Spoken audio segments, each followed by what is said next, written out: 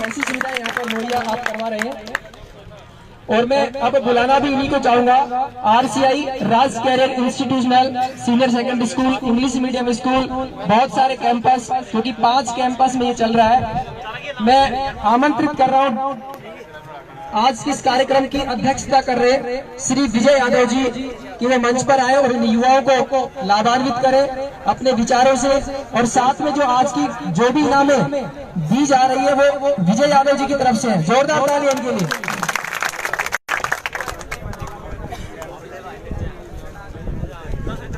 सर्वप्रथम विद्या की देवी मां सरस्वती को सत सत नमन।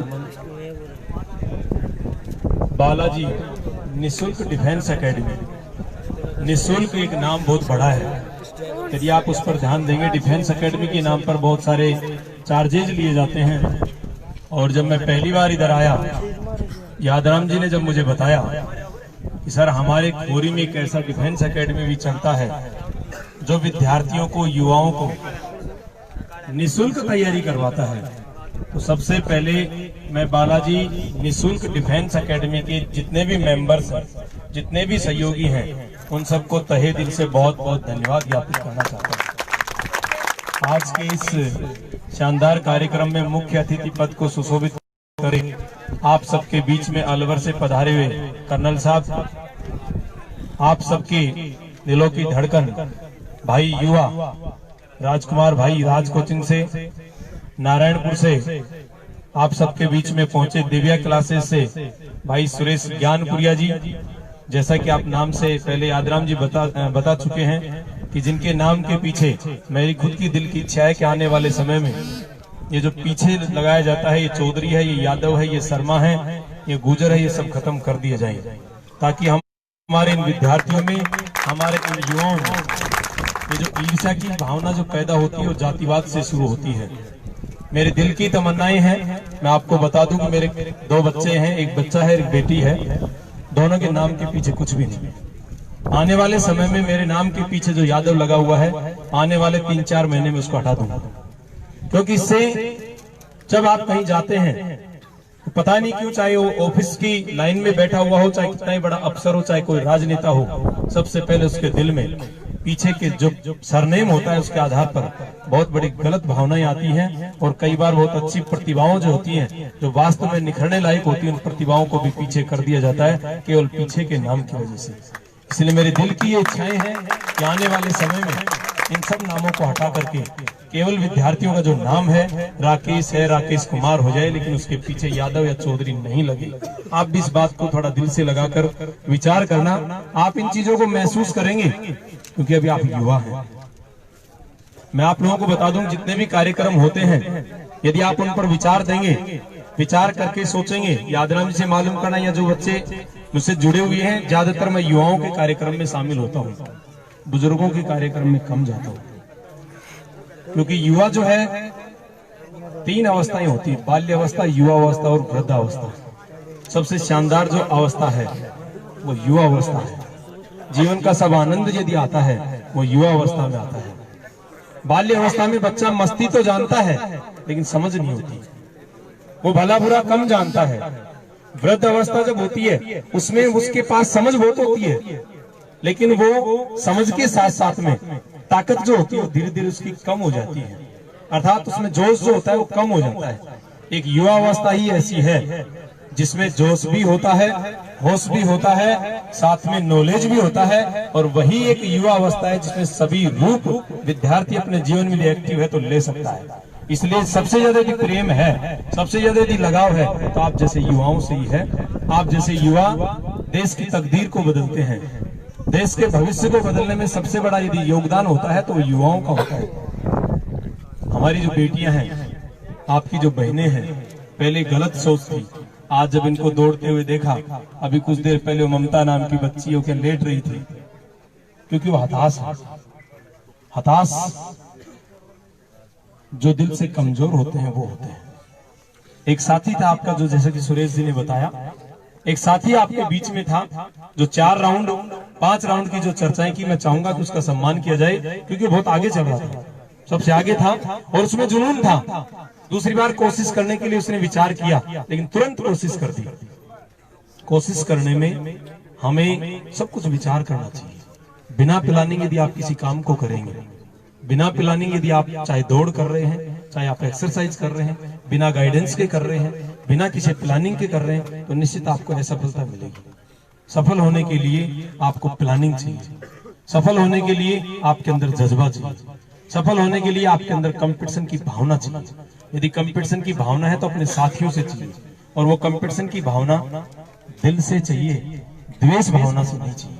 यदि आप एक्सरसाइज करते हैं तो आप दिल से अपने साथी का सहयोग करें, उसमें कहीं कमी है तो आप उसको बताएं। जैसा शुरू में, हालांकि भी मैं उस बात के लिए थोड़ा इग्नोर भी करना चाहूंगा कि आदराम जी को बात आज नहीं करनी चाहिए थी। ये जीवन में बहुत से मोड़ आएंगे आपके बीच में। पहला चूंकि इन्होंने खुद ने कार्यक्रम किया है, किसी ने कह दिया होगा, ऐसे बहुत से कार्यक्रम होते हैं, भाई राजकुमार जी करवाते रहते हैं, हमारे कार्यक्रम चलते रहते हैं। मैं आपको बता देता हूँ, हर कार्यक्रम में कोई ना कोई अड़ंगा लगाने की कोशिश जरूर करता है।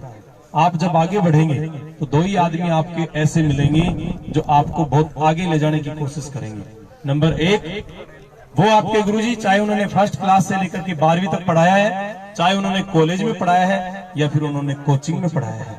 नंबर एक, वो आपके गुरुजी हैं जो आपको आगे बढ़ने के लिए हमेशा देखना चाहेंगे। और नंबर दो, आपके माँ बाप। इसके अलावा सब कोशिश करेंगे टांग खींचने की। इसलिए अपने जीवन में आगे बढ़ना है तो आप अपने माँ बाप और अपने जो गुरुजी हैं उनके ऊपर विश्वास करें, वो आपको कभी गलत रास्ते पर नहीं ले जाएंगे। गुरुओं से मैं प्रेम इसलिए करता हूं क्योंकि आज जैसा कि ये सब बता रहे हैं, जब जब स्कूल पे विपदा आई, बहुत कुछ रोकने की कोशिश की थी।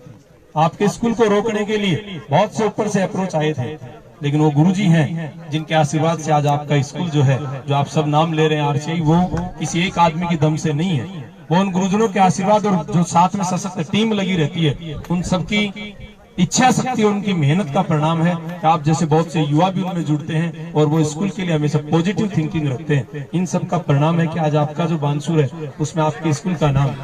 पिछले दिनों में बता देता हूँ, अभी स्कूल में स्काउट का कार्यक्रम चल रहा था। आप डीडी साहब को जानते होंगे, अपने पांचूराम जी जो अभी रिटायर हुए, नाम सुना होगा आप सबने। पांचूराम सैनी जी हैं जो बानसूर पहले वाइस प्रिंसिपल थे, उसके बाद में वो डीओ बने हैं, और डीओ बनने के बाद में उनका डीडी जब पोस्ट हुआ, डिप्टी डायरेक्टर, उसके बाद में भाई वो रिटायर हुए हैं। अभी अपने स्कूल में स्काउट का कार्यक्रम था, वार्षिक अधिवेशन, उस अधिवेशन में वो आए और उनका उस समय वो झुंझुनू डीडी थे, तो उनका एक स्टेटमेंट था जब उन्होंने अपने स्पीच में कहा कि भाई तू मेरा शिष्य है, तू मेरा बेटा है, तुझे आज मुझे एक बात बतानी है। मैंने कहा गुरुजी बताइए। मैं जहां भी गया, जहां भी सर्विस की, मैंने एक नाम लिया, भाई सर कहां से हो? सर मैं बानसूर से। तो चूंकि एजुकेशन डिपार्टमेंट से था और एजुकेशन डिपार्टमेंट वाले लोगों से ही मेरा मिलना हुआ, तो जहां भी मैं गया तो मैंने कहा सर मैं बानसूर से हूं। तो उन्होंने मुझे एक बात बताई, सर आप बानसूर में आरसीआई वाले विजय जी को जानते हैं, आरसीआई स्कूल को जानते हैं? तो मैं दंग रहा कि आखिर आरसीआई स्कूल वाले ने ऐसे क्या किया। मैं कई दिनों तक कोशिश भी करता सर आपको रिश्वत तो नहीं देता है, आपको वो कहीं घूस तो दे करके नहीं जाता है, आप उसका यहाँ ऐड कर रहे हैं? बोले नहीं सर, उनका रिजल्ट बोलता है, उनके बच्चे जो हमारे पास आते हैं कोचिंगों में, उन बच्चों के माध्यम से जो हम देखते हैं, हमारे कोचिंगों में जो टॉपर चलते हैं, टॉप 10 में, टॉप 20 में जो बच्चे आते हैं वो आरसीआई स्कूल के आते हैं। इसलिए हम दंग रहते हैं इस चीज से कि आखिर वहां करवाया क्या जाता है? करवाया कुछ नहीं जाता है। आप जो बच्चे पढ़े उनको मालूम है, महीने में एक बार या 2 बार मोटिवेशनल स्पीच होता है, इनके अंदर हम एनर्जी डालने की कोशिश करते हैं, जैसा कि ये आपके बीच में यादराम जी भी अभी कोशिश कर रहे थे।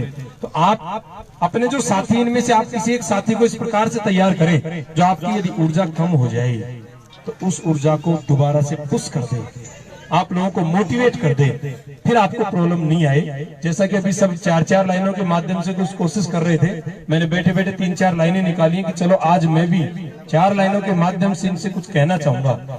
2 प्रकार की लाइनें मैंने अभी निकाली हैं, जो जीत गए उनके लिए भी और जो किसी कारणवश पीछे रह गए उनके लिए भी। जीते हैं उनके लिए मैं पहले कहना चाहूंगा, जीत की खातर बस जुनून चाहिए, जीत की खातर बस जुनून चाहिए, जिसमें उबाल हो ऐसा खून चाहिए, जिसमें उबाल हो ऐसा खून चाहिए।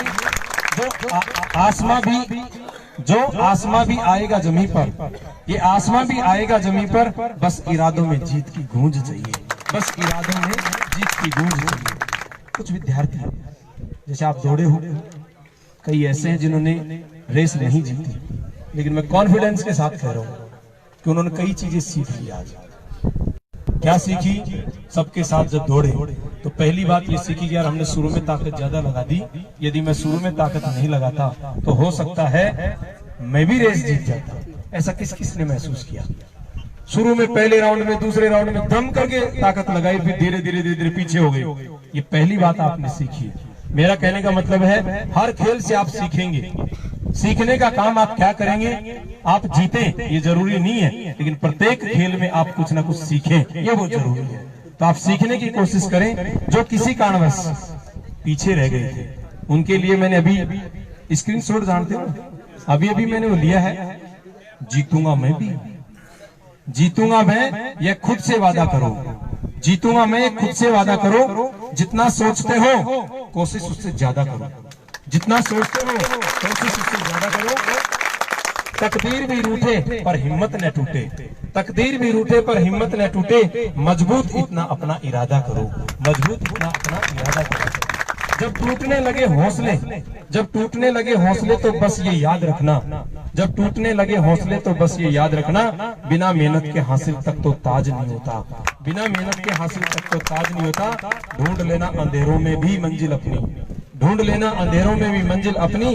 जुगनू कभी रोशनी के मोहताज नहीं होते, जुगनू कभी रोशनी के मोहताज नहीं होते। तो प्यारे युवाओं, मेरा मन कर रहा था, हकीकत कह रहा हूँ, मैं सुबह लोअर और टी शर्ट में आ रहा था।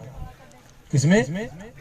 लोअर और टी शर्ट में, क्योंकि मुझे अभी जाकर की क्लास लेनी है, क्लास लग रही है। तो मैंने सोचा कहीं लेट हो गया तो लोअर टी शर्ट में बच्चे और बच्चे बात, देखो गुरु जी किस ढंग में आए, हमारी मजबूरियां हैं कुछ। जब आप दौड़ रहे थे, आपके फिजिकल को देख करके हमारा मन भी दौड़ने के लिए कर रहा था, तो दौड़े। मैं दौड़ता हूँ सुबह सुबह, मैं एक्सरसाइज करता हूँ। आप यदि अब सर्विस के लिए दौड़ रहे हैं, किसी कारणवश आप इस सर्विस में नहीं जा पाए, आप आर्मी में लगना चाह रहे थे, पुलिस में लगना चाह रहे थे, इसलिए आप दौड़ रहे हैं। कई ऐसे युवा भी हैं जो आर्मी या पुलिस में नहीं जाना चाहते, परंतु टीचिंग लाइन में जा रहे हैं, बैंकिंग में जा रहे हैं, एसएससी में कहीं कामयाबी प्राप्त कर ली। एक बार जब सर्विस आदमी लग जाता है, उसके बाद में वो बड़ा शिथिल हो जाता है और सबके पेट आना शुरू हो जाते हैं, उससे बीमारियां घर लेती हैं। हम बीमार रहेंगे तो घर में हमारी शांति नहीं रहेगी। बीमार नहीं रहना है, इसके लिए योग करना है। बीमार नहीं रहना है, इसके लिए हमेशा एक्सरसाइज करनी है। जैसे इन्होंने बताया 5 किलोमीटर, 58 साल की उम्र में भी ये आज भी 5 किलोमीटर सुबह और 3 किलोमीटर शाम को दौड़ते हैं। मैं इनकी तरफ यूं देख रहा था कि मुझसे जवान तो ये लग रहे हैं। उसका रीजन केवल इनका फिजिकल फिट रहने का रीजन है एक्सरसाइज। इसलिए आप आज केवल इसलिए दौड़ रहे थे कि आपको इनाम लेनी है, आज आप इसलिए दौड़ रहे हैं कि आपको सर्विस करनी है। मैं कहता हूं आप जिंदगी भर दौड़ें, जिंदगी भर लगे रहिए। आप अपने लिए, समाज के लिए, देश के लिए दौड़ें, हमेशा दौड़ें। जिस भी क्षेत्र में जाएं हमेशा मेहनत करें, कभी शिथिलता आपके शरीर में नहीं आए। निश्चित है आप भी अपने जीवन में आगे बढ़ेंगे। आप सबने यहाँ बुलवाया, मान सम्मान दिया, सभी बुजुर्ग यहाँ बैठे हुए इनको मैं प्रणाम करता हूँ, माताएं बैठी हुई इनको प्रणाम करता हूँ। बेटियों को मैं ये कहना चाहूंगा कि आप भी इनसे कम नहीं रहे। इस बार 2 राउंड में आपका श्वास उठा है, अगली बार 5 राउंड में भी आपका श्वास नहीं उठना चाहिए। इस प्रकार की आप लोगों को कोशिश करनी है। आप सबने समय दिया। आयोजक जो बंधु हैं, इन्होंने आज इतना अच्छा कार्यक्रम आयोजित करवाया। राज फाउंडेशन ट्रस्ट के मैनेजर यादराम जी को, इनकी समस्त टीम को मैं बहुत बहुत धन्यवाद ज्ञापित करना चाहता हूँ। इसी प्रकार से युवाओं को आगे बढ़ाने में आप अपना योगदान देते रहें। सभी को बहुत बहुत धन्यवाद। जय हिंद, जय भारत। बहुत बहुत धन्यवाद सर आपका। आपके लिए भी मैं 4 लाइनें पेश करूंगा। हार को जीत की एक दुआ मिल गई, हार को जीत की एक दुआ मिल गई, हार को जीत की एक दुआ मिल गई। आप आए श्रीमान जी, यूं लगा जैसे तप्त मौसम को ठंडी हवा मिल गई।